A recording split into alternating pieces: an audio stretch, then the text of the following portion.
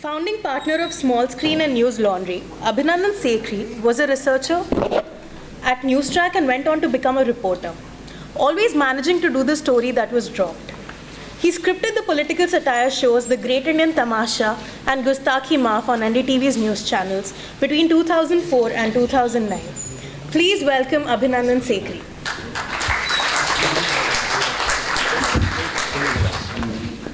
Before I start, I'll just tell you what I do and who I am.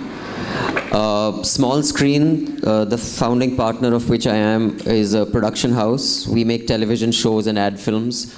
Our most popular show has been Highway on My Plate with Rocky and Mayur. I don't know if any of you have seen it. We shot that for 7 years. After that, we make shows for Discovery Channel, National Geographic. I set this up when I was 24 years old in the year 2000. Shortly after, I had worked on a movie called Monsoon Wedding as a camera assistant. It's directed by Meera Nair, and it won the best film at the Venice Film Festival. After that, me and a couple of other partners set up Newslaundry, which is a news portal. It was a news critique portal. It was set up in 2012. That's an online property, and that is a startup. Now, why I told you about the two companies that I started about, 12 years apart. When I started in the year 2000, it wasn't called entrepreneurship or startups. It was, what are you doing? I'm doing my own thing. The word wasn't startup or entrepreneurship. So while I heard all the sessions before me and they provide a lot of value, I just like to tell you all one thing. And whenever I go to college and I, make a speech or make a presentation, I always start with this. You may not be aware of this film. It's called Butch Cassidy and the Sundance Kid. It is one of the most popular and successful westerns, Robert Redford and Paul Newman. The man who wrote that film is a screenwriter called William Goldman. He was the most successful screenwriter of his time. And he's written a book called Adventures in the Screen Trade.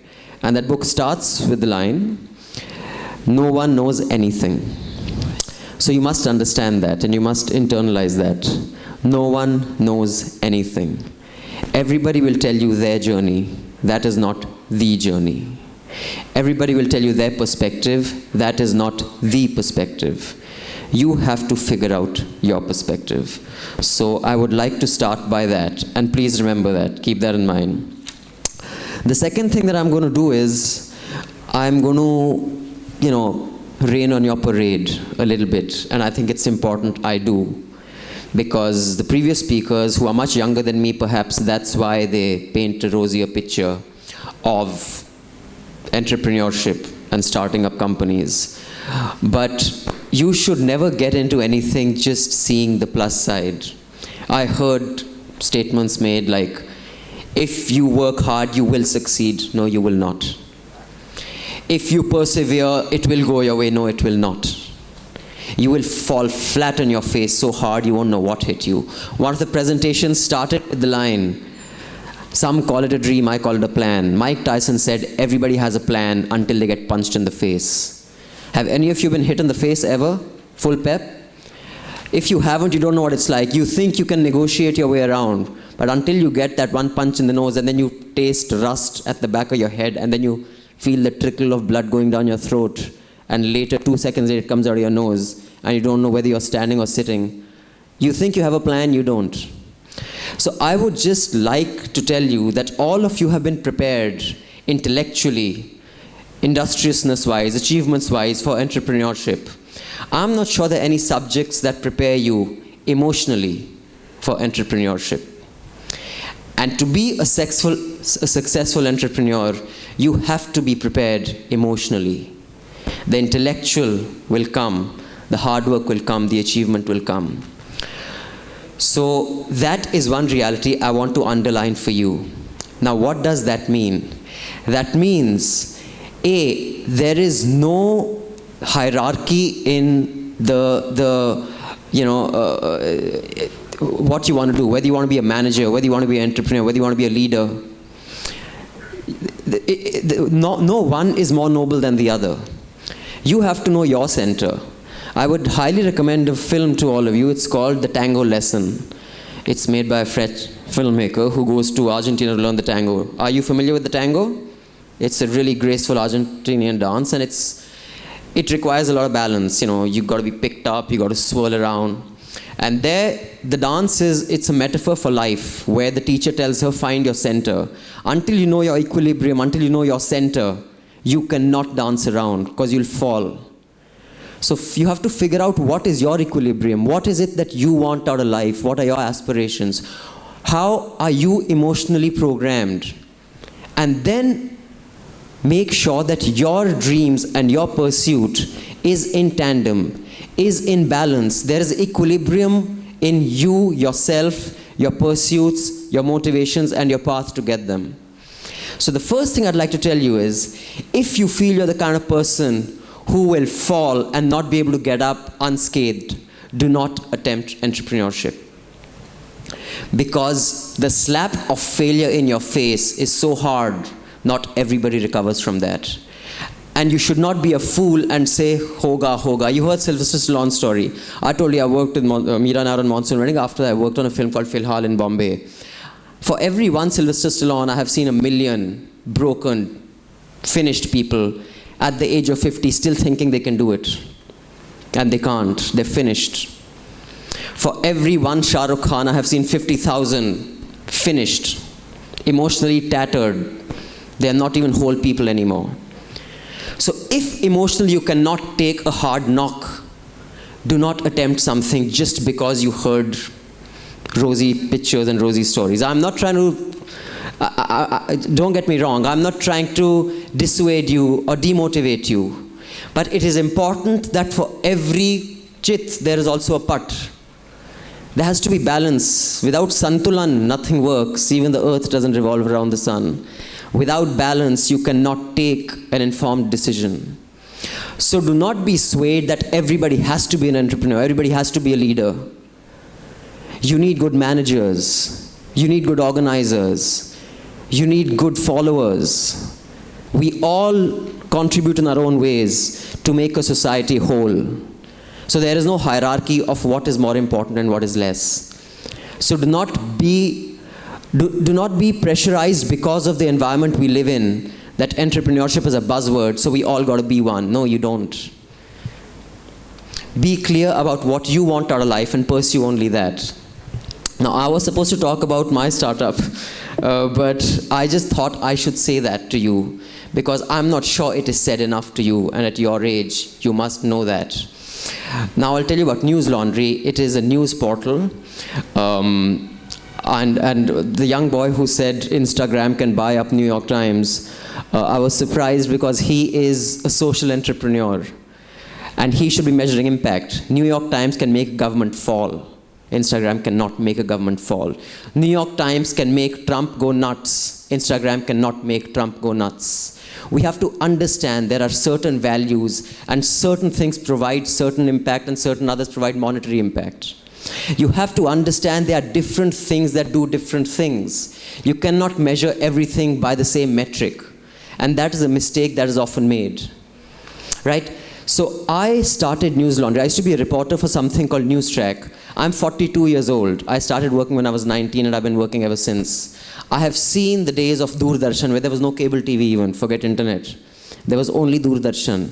Then they moved on to cable TV. Satellite channels came. Then we used to have 4 channels when I started working. Then there were 20, then there were 200, now there are probably 1,000. The problem with news, in my view, is exactly what you heard from stage. Someone compared Scoop Whoop with a new news platform. Someone replaced the word news with content. Someone said, why should you read a long piece when you can read something in 60 seconds in an app called Shorts or something? There are certain thoughts that are too complex to be compressed into 30 words or 30 lines. We have to understand that. Life is complex. Certain concepts are complex. Complexity is as important in life as simplicity is.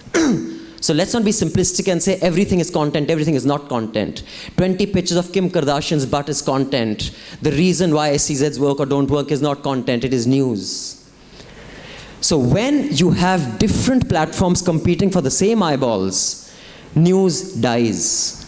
Because then when I am putting news up, I am not putting it to inform you. I am putting it to get the maximum eyeballs so that I can tell someone my CPM is this, clicks per million, the advertising rates. 18 minutes done? How many minutes? How much time do you have? Sorry? 10 minutes. Okay. So now when that is the metric every platform is measuring themselves by, then you tell me, does Big Boss stand a chance against 60 Minutes?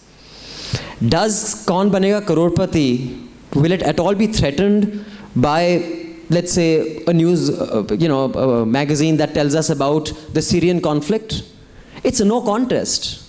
So it is, in my view, an extremely, pardon the word, foolish way to measure the importance or the impact of something. Everything is not bread. I'm not saying there's anything wrong with dal makhani and butter chicken. But don't give me dal makhani and butter chicken and tell me that's organic salad. It's not. I love dal makhani and butter chicken, but I'm not an idiot to say that's news. That's not. That's comfort food. When I want to get fit, I'll eat something else. So the distinction between what is news and what is content must be maintained. What the online world does is it completely destroys that distinction. So everybody is after the same eyeballs. And that has compromised news like never before. News was compromised in the days of satellite channel for other reasons. I'll come to that as well. Partly it's similar, but not entirely. But on the online, we are all competing for the same eyeballs. That's a problem, so it kills news. Now, why is that a problem? Because if our metric is eyeballs, and that's what we are selling to the advertiser, the more eyeballs we need, the more advertising revenue we get.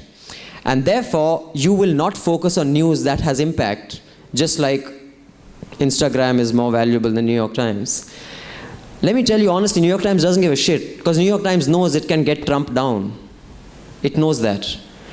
So that is an important distinction to be made. The second important problem with news and why I was dying is in different countries, context matters. You see, America, for all its problems, and it has many problems, there are many things wrong with it, but there are many things right with it as well. The society there is more faith in institutions there than there is here. There, a 76-year-old woman can sue McDonald's and win $6 million. If you try to sue Mukesh Ambani, you may not find yourself in your room the next day. Be realistic about where we live and what we're doing.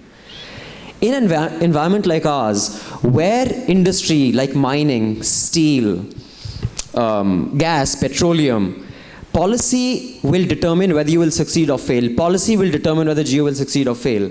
So when you're playing a game of thousands of crores, spending a few hundred crores to buy a channel and make that the marketing arm of your other industry is not a problem. So you can absorb a 200 crore loss there, but because of the lobbying your news platform can do for you, you will make a 1,000 crore profit in your other industry.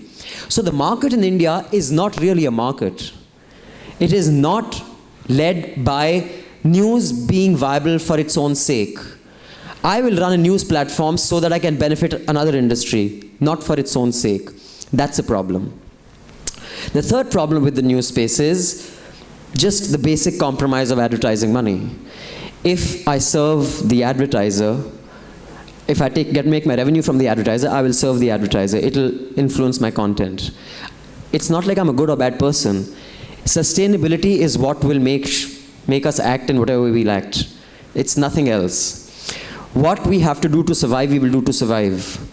I was a little curious about, Sylvester Stallone having sold his best friend for $25 and going back and watching the television and seeing a boxing match. I would have sold my television. But, that aside, I'm just saying, when we need to survive, we will do anything, right? So it's not about good or bad or nice or not nice or ethical or not ethical. An industry has to be sustainable. Now, for the first time in the history of mankind, we have a technology that has a two-way mechanism, a two-way communication system, that is the internet. Print is one way. I print, I distribute, you read. I don't give a shit what you say. You read what I've written. And how do I get the money? Through advertising. Like, the owners of Times of India said, we're not in the news business, we're in the advertising business. We sell real estate. That is his quote, not anybody else's quote. So, television, a one-way communication. Broadcast, uplink, download, into your cable, you view, that's it. For the first time in the history of mankind, we have a technology where I can communicate to you and you can communicate back to me. What does that allow us to do? That allows us to cut the middleman out of the equation. Therefore, Newslaundry is a completely ad-free model. We only work on subscriptions. Now, there is a criticism that Indians don't want to pay for news, and that's true to an extent. We'll buy 200 rupees ka beer, 250 rupees ka classic mild, but we will not pay $100 for news. But that will change. Behavior will change. Because I don't need 5 million viewers. I need 5,000 subscribers. Getting 5,000 people to whom your product matters is easier than trying to compete for 10 million viewers, because then you will start doing news about Kim Kardashian's ass and Deepika Padukone's cleavage. You will not be doing news anymore. So therefore, you have to target that lot who is interested in you and in what you're saying. And that is what we are going by. That is what our credo, our motto is. And that is why I started Newslaundry with Madhu Trehan, who was my boss. She's the founder of India Today, founder of India Today magazine, and the founder of Newstrack. And now that program has grown into a channel called Aaj Tak and India Today TV. So that is why Newslaundry came about. At the end of this, we'll play a little video of, you know, why the subscriber has to pay, and the subscriber, when the subscriber pays, the subscriber is served, and when advertisers pay, advertisers are served.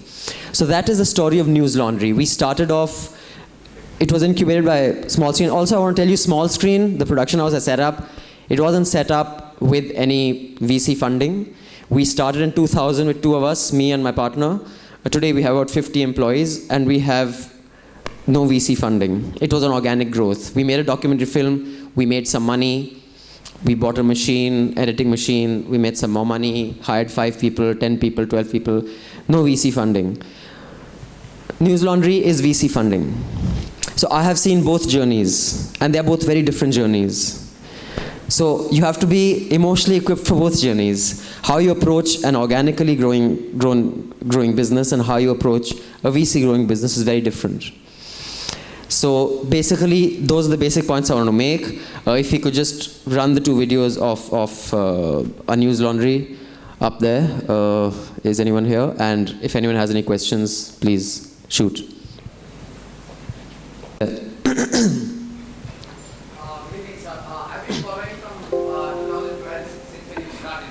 Thank you. There are a lot of things which you did come up with when you came up initially, when you started taking interviews of people. You started taking interviews of people and you started bringing out their points in concern. And then later you started to take in topics which is slightly controversial as such. But then as time went on, I recently, like in the last 2 years, been working on the Kashmir issue and related to aspects. But there's been a more of on-screen viewage or more of publicity towards these controversial topics right now, rather than the issues like Kashmir, which you have been diverted. Is there some time where even you are getting diverted into such things? Because no, you know what? Because we were primarily a news critique portal, we would critique what was making the news. So we would critique what big media or legacy media was carrying. So that influenced what we spoke about. Now, Kashmir has been big news in the last year and a half or 2, ever since stone pelting started again. Then the entire "Hum kya chahte azadi" type sloganeering happened. So at that time it was, you know, very, like we had 4 pieces on demonetization. Because demonetization happened, right? So a lot of what we feature has much to do with what is making the news. And because controversial things make the news, that will be discussed. But that is not all that is discussed. Also, we are expanding. We had a very small team. So what we actually spent our resources doing was limited.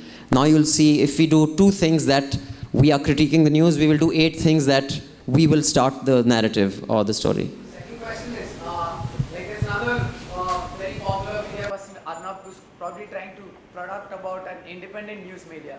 So what are your views on that? Because that's trying to be a little more disruptive. I mean, Newslaundry has been there for 4.5, 5 years now. But then there's a popular figure from the other side who's also trying to create independent news media in India. How do you feel that happening? It's not appropriate for me to start critiquing others, but all I'll say right now is that Independent but I just think it is ironic Arnab talks about independent news. I don't think he even knows what he's saying. When fundamentally a model is so compromised, it's a slogan, it means nothing. It lacks that conviction we were talking about. You have to believe what you're saying. And again, you don't have to believe what you're saying. Enough people out there are making a lot of money just spouting shit. That way is available too. All I'm saying is if you're not the passionate type, the battle is not lost. There are a lot of people who have, without any passion, done very well. Just to be clear. Yes? So I've been seeing a lot of videos of Newslaundry, especially one of the favorite videos is the I Agree With series which you have. Okay, so I came across a lot of interesting characters who you interviewed. But what has been the most, who has been the most interesting person you have interviewed in terms of what happened like off camera or any strange incidents or anything interesting? For me, the most interesting person was Ram Madhav, who was at that time, I think, he hadn't been loaned to the BJP as General Secretary yet. He was the communications head of the RSS. Do you know who Ram Madhav is?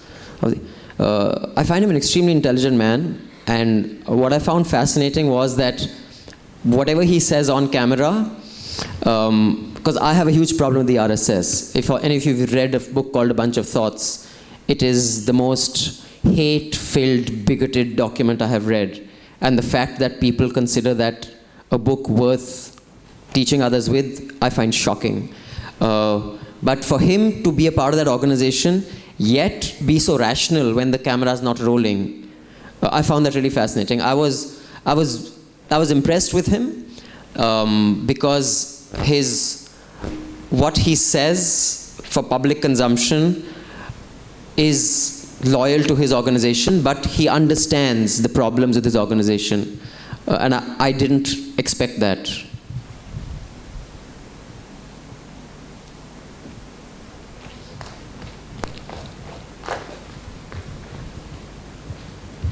Hello, sir. Pleasure to be here and to hear you. I have two questions. First one is, in the age when ease of access to information is so easy, we usually find that TV news debate moderators, they assume that they're smarter than the experts they're calling in as panel. And then all they try to do throughout the debate is thrust their opinions and make the experts to, speak their lines in the end. So, do you think this model is viable, and do you think this model needs to be changed? That is the first question. I'll complete the second question. I've been following you for a couple of years now. I've seen you share stage with Mr. Arvind Kejriwal during the IAC movement and Anna Hazare movement. As a bastion of independent media, how do you manage to silence your critiques that you're not even though you're not getting paid by anyone, any media house or any organization as such, but it is completely possible that you have your own agenda. Inclinings towards some political classes. So how do you manage to keep that aside? Yeah, that's a good question. I'll answer your first question first, that the model of anchor sitting, making 10 people fight, and then is it viable? It's very viable. That's why it's working. Because if I'm to do a story, let me tell you the economics of news. Like, we just did a story on the Bellari brothers, the Reddy brothers. That story cost us about 2 lakhs. And we're a very small outfit. We sent 2 reporters. They traveled by auto. They stayed in a small hotel. If a big reporter goes, they'll stay in a 5-star. It'll be... Now, you can go across and do a story. Because the driver of that bureaucrat who was involved in the mining, he committed suicide. I don't know how many of you followed that story. Now, a reporter can go there and come up with no story. So you spent all that money, story nahi mili, dead end ho gaya, then what are you going to run on? Ji, hamara reporter gaya tha, he tried to do a story, but sorry. But instead, I just get 10 people to my studio, make them shout at each other, and I have a guaranteed content. I have 2 hours of content guaranteed. Because you'll find idiots who will learn to fight with each other. Okay? And I have a guaranteed eyeballs. And it's not possible na ki story nahi hui. Story to ho gayi. So I run some clip, short of a video, which also yesterday I was seeing on Times Now. They ran a story, and I'm not saying it doesn't have to be highlighted. Like in Hyderabad in a hospital, there was no wheelchair, so this guy was put in a toy car. And it was just very demeaning. So it's viable. Should it change? Yes, it should change. How will it change? The internet will change it when people pay for news and the eyeball model and the advertising model is destroyed. First question. Second question, how Newslaundry is also different is that we encourage people to have their personal opinions. You know, in conventional media, you see there's a side edit that Times of India has our take, Mint has our edit. I don't believe, also this is, if you want to start a news startup, a room full of intelligent people cannot have the same view. So it is wrong for an organization to take a position. I as an individual can take a position, but an organization can't, right? So we encourage, in fact, we have a show called The Hafta, it's a podcast. And we encourage the editorial team to air their views, and we disagree with each other. That is an exercise in transparency, so that everybody knows that we have an edit room that has different views. I'm a trustee in a trust that I formed with Arvind and Manish in 2003. I've been working in the RTI space since then. I didn't know he would get into politics or become a chief minister, so I've been an old friend of his. So I put it up there. Whenever I write about him, I put in the first two lines. I'm a trustee in his trust, and I have known him for 10 years, and we have done many campaigns together. I'm not a member of the party. So if we encourage people to pull a full disclosure, for example, there are columnists who write about big projects without putting a disclosure up there that the person they're writing about is their husband, or their son, or their father, or their son-in-law. It happens all the time. You guys don't even know. A lot of times you see a report, you see a column, you don't even know that the person who's written it is either has a business connection or is a relative of the person they're writing about. So we try to maintain full disclosure. But the point I'm trying to make is because our model is not an ad-driven model, so we cannot take ARP ads, because we don't take ads. For example, there are other websites that run on government ads, and they do stories that are favorable to that government. Because I don't have to take an ad, I may have a personal view, but my enterprise doesn't depend on that, and there are other editors who don't have that view. And we encourage, which is why a lot of our subscribers are right of center, some are left of center, because they have seen our content, they have seen pieces on Newslaundry that are critical of Arvind Kejriwal, even though I'm associated with him. So that's the best we can do. One second. My friends have just told me there's only one question left, so I'm just going to take that question. In India, as you told us, that news becomes more related to entertainment. So you need an Arnab Goswami for a Times Now to work, or you need a really big someone to... People are looking to watch Arnab Goswami, not really Times Now. So with respect to Newslaundry, is it more important for an Abhinandan Sekhri to be bigger than Newslaundry for Newslaundry to be able to, let's say, do well or something like that? Do you think that's where Indian news is moving towards? No, I think the platform should be bigger than the individual, and it always is. The biggest brands in the world, the New York Times, the Washington Post, the Economist, I'm sure you cannot even think of one person associated with those. You know the brand. If you want to run a circus, you have to have a joker. In India? Which is what they run. So if you're running a circus, say my circus, my joker is XYZ, it'll run. But if you want to give credibility to the platform, no. The idea of creating Newslaundry is whether I'm alive or dead or there or not, the model should be such that people come to it because it has views from all over the place. And also one thing I was telling, one of the young startup founders here, that have a team that agrees with each other. If you are doing a news startup, make sure no one agrees with each other, because that's the only way to guarantee you have intelligent people there. If everyone's agreeing with you, either you're an idiot or they're all idiots. So make sure you have a room full of people who completely have contrary views to yours politically, because that is what makes passionate reporters and journalists. They should not accept what you're saying. You should have to fight for your political point of view. We'll just be playing 2 Newslaundry subscription videos. This is Madhu Treyan. Democracy. The media is supposed to be the watchdog. The watchdog is supposed to be independent. But here we find some watchdogs are subservient to their masters. The master provides for your survival. For some people, it is the government, for some it's ads, and for some it's big industrialists. As long as news is supported completely by advertisements, whether it's large corporations or government ads, news can never be truly independent. For that, you have to step up and support independent media. So yes, we need your support because you are the backbone of Newslaundry. So help us stand up straight and proud so we speak truth to power, because that is media's role in a democracy. Pay to keep news free. Subscribe to Newslaundry. Will you? Come on, do it.